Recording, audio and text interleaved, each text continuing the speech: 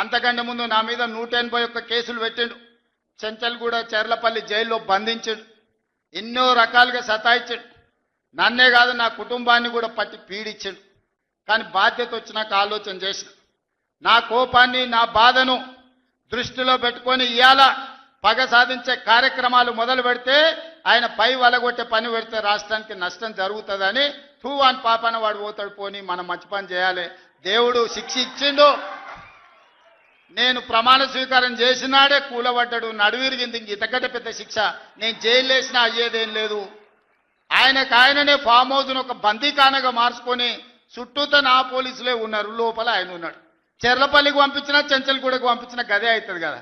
ఇక తిండి బరువు నాకు ఎక్కువ అవుతుంది. అదొకటి లోపల చెర్లపల్లి చెంచల్గూడ పెడితే ఆయన తిండే తినికి మళ్ళీ ఆయన ఏదైనా కావాలంటే అది అయితే సర్కార్కి ఎక్కువ ఖర్చు అవుతుంది.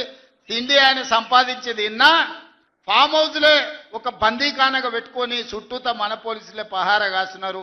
ఇక ఆయన చేసిన పాపాలకు ఆయననే పోతాడని ఊరుకున్నా. ఎప్పుడైనా ఏమన్నా అన్నానా? ఎప్పుడైనా ఏమన్నా అన్నానా? మీరు చెప్పురు. ఇక్కడ పాత్రికేయ మిత్రులు ఉన్నారు అందరు, నాకు కూడా దోస్తులే కదా వాళ్ళందరూ. చెప్పురు ఎప్పుడైనా ఏమన్నా అన్నానా? ఒక్క కేసు అయినా పెట్టినా? పోనీ ఈ జిల్లాలో ఎవరి మీద నన్ను ఒక కేసు పెట్టినా? ఎన్ని పాపాలు చేసారు వాళ్ళ ఎమ్మెల్యేలు మంత్రులు మీకు తెలుసు కదా.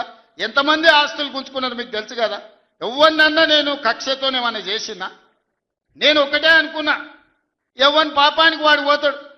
మనం చూసినా చూడకపోయినా పైన దేవుడు ఉన్నాడు, పైనుంచి కిందికి చూస్తూనే ఉంటాడు. ఎవరిని లెక్క వానికి రాస్తూనే ఉంటాడు, ఎవరిని మిత్తి వానికి చెల్లిస్తూనే ఉంటాడని. ఆ మిత్తిలో భాగంగానే నేను ప్రమాణ స్వీకారం చేయడానికి పోయిన రోజే మంచం మీద నుంచి బోర్ల పడి మక్కెలు ఇరిగి మూలకు పడ్డాడు.